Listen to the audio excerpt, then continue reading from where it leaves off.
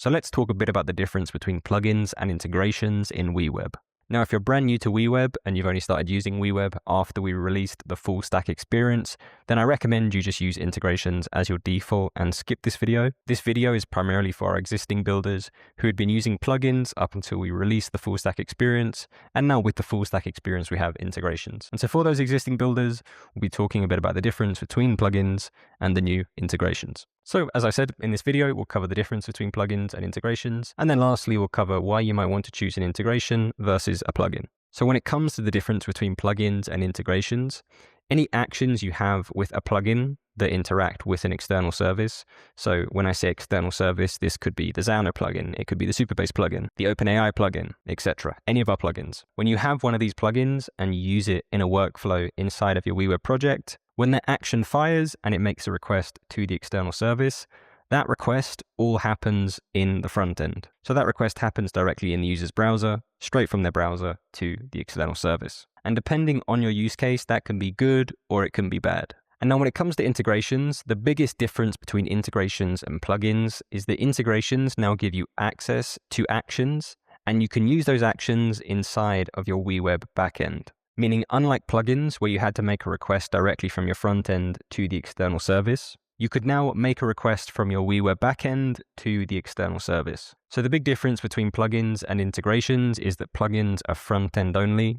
Any requests you make to an external service, that request will happen directly from the front end, so the user's browser to the external service. And then with integrations, you can still do that. You could still make the request directly from the front end to the external service. However, the big key difference with the integrations is that if you wish, you can do this from the back end. So if you wanted to, instead of making the request from the front end to the external service, you could make the request from your WeWeb backend to the external service. And so now with that said, let's cover why you might want to choose an integration over a plugin with some practical example use cases. And so the first example I want to go over is the OpenAI plugin. It's one of the plugins that we currently have. And how this works at present, if you use the plugin, is the request gets made directly from your front end to OpenAI, meaning the request happens directly in the browser, and so the user could inspect this request if they wanted to. And this is potentially not secure. And the reason I say it's not secure isn't necessarily that the user can steal something they shouldn't. They can't access your API key or anything like that, obviously. But rather what I mean by this is that in this example, your app might be some AI-centric app, and how you use AI, in this case OpenAI, might be the core IP of your application. And so you might not want the user to know in any way, shape or form how you're using AI. You don't want them to see your prompts. You don't want them to see the kind of settings you're applying to your OpenAI requests. You don't want them to see anything such as this. And in this case, when you're using the plugin, because the request happens directly in the browser, straight to OpenAI, if they wanted to, the user could inspect the request in the network tab of their browser, and thus they could see the nuances of how you're making that request. However, when it comes to the OpenAI integration, instead of the front end directly making that request to OpenAI, your front end makes the request to the WeWeb server, and the server is the one who then makes the request to OpenAI. Meaning, in this example, when the browser makes the request to the WeWeb server, and then the server could be the one who securely directly interacts with OpenAI, gets the response from OpenAI, you can then format it and do whatever secure logic you want on top of this response you get from OpenAI, and only then send it back to the interface. And so because this entire interaction with OpenAI and your WeWeb server is secure, if the user wanted to be sneaky here and try and pull some kind of information, they couldn't. This entire thing is secure. They have no way to see what's going on. The only thing they'll ever see is whatever you decide to return here back to the interface. And so now when comparing plugins to integrations, in the case of something like Supabase, it's pretty much identical.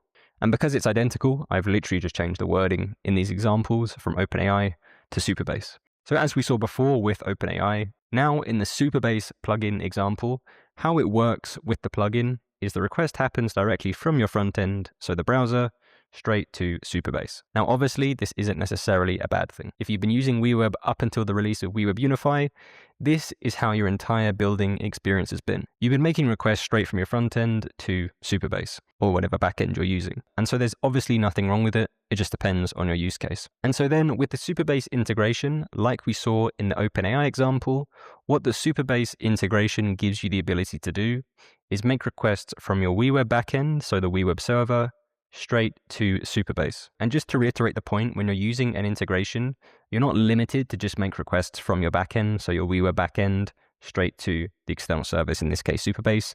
If you want to, the integration does still let you make requests directly from your front end to the external service, again, in this case Supabase. However, in the case of the Supabase integration, the reason this can be so useful where you have the server securely interacting with Supabase is you can set up custom security policies. Now, I'm not going to go deep into this. I'll have a video pop up on screen now where I went deeper into using the Supabase integration, and you'll see examples in that video of how it can be used in very cool ways. But basically, in this example of the Supabase integration, what it means is that in Supabase, you no longer have to worry about RLS. If you wanted to, you could set up all of your security logic directly in your WeWeb backend. So you might have a table in Supabase that has a bunch of sensitive information. You wouldn't have to worry in any way about setting up the needed RLS policies for this table. Instead, you could just have your WeWeb backend get whatever data it wants from this table. Then in the logic of your WeWeb backend, apply whatever security measures you want. So filtering that data to only get the data that belongs to the user, for example, and then returning that data to your WeWeb frontend. So hopefully you can start to imagine some use cases where having this ability for your WeWeb backend to interact with an external service, and then having the ability to set up secure logic in your WeWeb backend on top of that external service,